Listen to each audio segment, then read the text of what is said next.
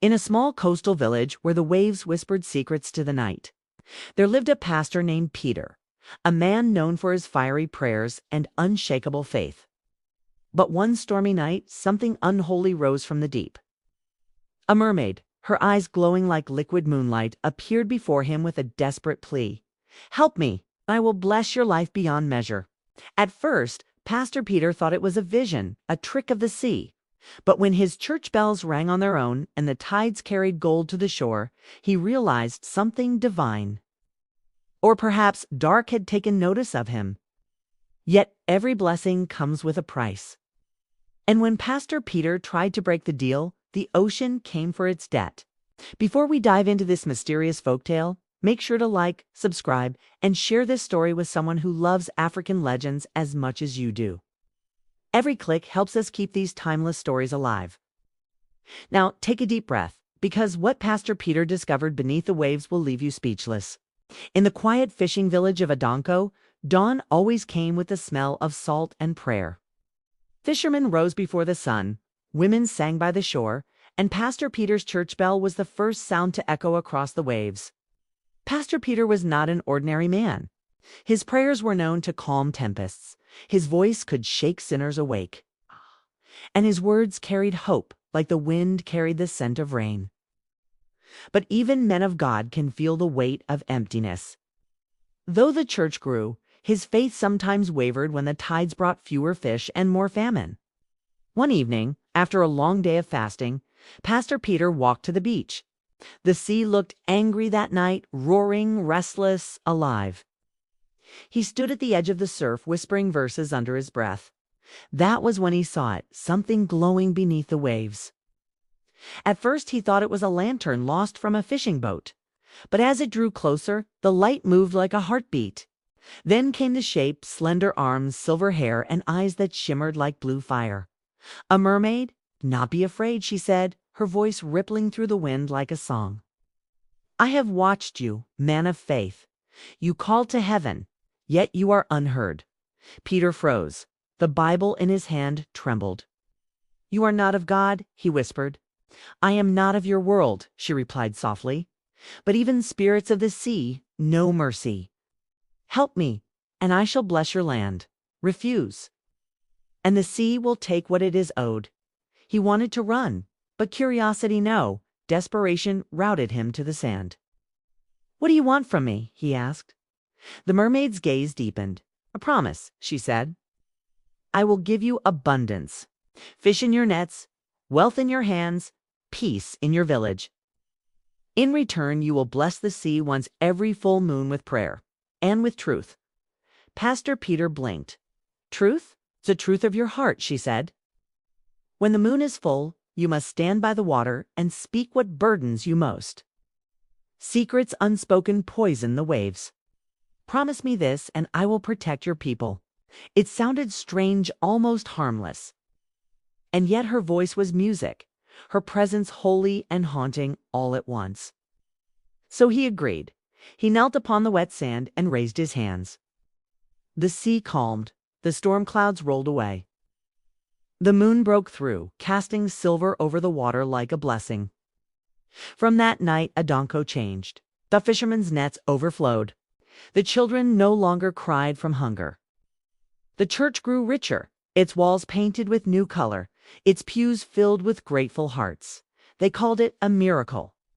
Pastor Peter smiled, but inside, unease gnawed him. Each full moon, he went to the shore and confessed his doubts, his fears, his sins. And each time the sea shimmered brighter as though it drank his words. But then came the third moon. That night he could not sleep. He dreamed of deep voices calling his name from beneath the ocean. When he woke, his throat was dry, and his lamp flickered, though there was no wind. He walked to the beach, trembling. The mermaid was waiting. "You have done well," she said. "But your truth tonight will decide your fate." "My fate?" he asked. She smiled faintly. "You hide something. Speak it, and you will be free." Pastor Peter hesitated. For weeks, guilt had haunted him. The wealth had changed him. He no longer visited the poor as he once did. He had bought himself a new robe, a finer home. Is that what you wanted to hear?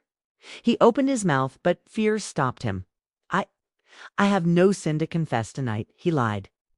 The mermaid's smile vanished. The sea stirred. Then the deal is broken, she said. Waves crashed violently. Lightning split the clouds. Pastor Peter stumbled backward as the tide surged around his feet. From the depths came a low hum, like the sea itself was speaking. You think blessings come without burden? She thundered. Every miracle demands truth. And you have lied to the water. He fell to his knees. Forgive me, he cried. I did not mean, but she was gone. Only the roar of the ocean remained, and the scent of salt that clung to his hands like guilt. That night, the sea retreated unnaturally far, leaving behind broken shells and dead fish. By morning, the village knew something sacred had turned sour. Pastor Peter stood before his congregation trying to preach, but his words felt heavy, his spirit empty.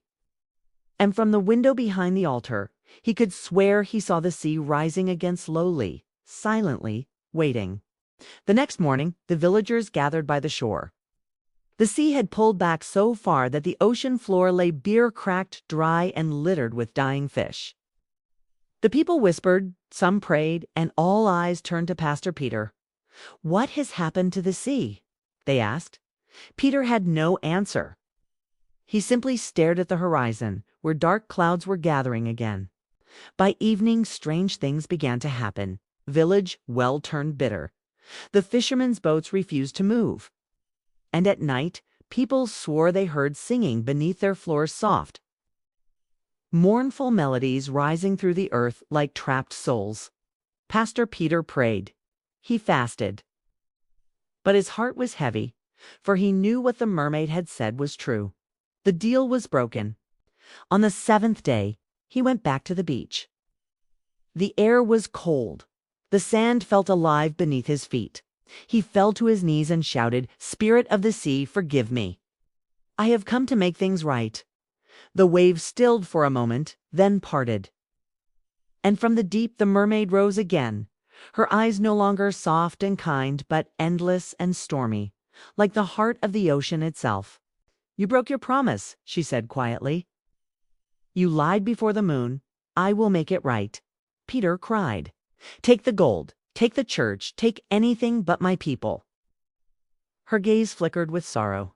You humans, she whispered, you beg for blessings yet fear the truth that earns them. I asked not for gold or prayer or only honesty. The sea can forgive sin, but not deceit. Then she lifted her hands, and the ocean roared to life. The villagers screamed as the waves surged toward the land. Roofs cracked, boats shattered, and water flooded through the streets. Pastor Peter ran into the church, clutching his Bible to his chest. He stood before the altar as the doors burst open, water rushing in like a beast unleashed. Lord, have mercy, he cried. And then he heard it, the mermaid's song. Not of anger, but of sorrow. It filled the air, haunting and beautiful. The water slowed, rising only to his chest. And in that quiet, she spoke again, her voice inside his heart, not his ears. Truth, she said. Speak it now, before the sea swallows your name. Tears streamed down his face. I have sinned, he whispered. I took your gifts and forgot humility. I turned faith into pride. I lied to my people. And to myself, the church trembled, but the sea began to calm. The storm faded into a soft rain. The mermaid's figure appeared once more in the doorway, her body half water, half light. You have spoken the truth, she said gently. The sea takes only what it is owed, and with that she dissolved into foam, carried away by the wind. When morning came, the village was quiet. Half the homes were gone, but the people were alive. Pastor Peter stood on the steps of the broken church, the sun glinting off the wet stones. He looked toward the ocean, now calm and glistening, and whispered, May the truth always find its way home. From that day on, Pastor Peter changed. He no longer prayed for riches or miracles. He prayed for wisdom, for humility, for the strength to speak truth even when it hurt. And every full moon, he would walk to the water's edge, kneel, and confess aloud not to the sea, but to himself. The villagers followed his example. The sea remained calm. Some say that on quiet nights, you can still hear a woman's song drifting through the waves, a melody of sorrow and forgiveness. Others believe it's the ocean reminding mankind that every blessing comes with truth, and every lie with a debt. And that, my friends, is the story of the mermaid's bargain, a tale of truth, pride, and the price of broken promises. So tell me, if the sea offered you everything you ever wanted, would you dare to accept it? Knowing the ocean always collects its debt. If you enjoyed this story, don't forget to like, subscribe, and share it with someone who loves African folk tales as much as you do. Your support keeps our stories alive and our voices strong. Join us again next time for another heart-touching legend from the soul of Africa. Until then, speak your truth, keep your promises, and respect the mysteries that live beyond the waves.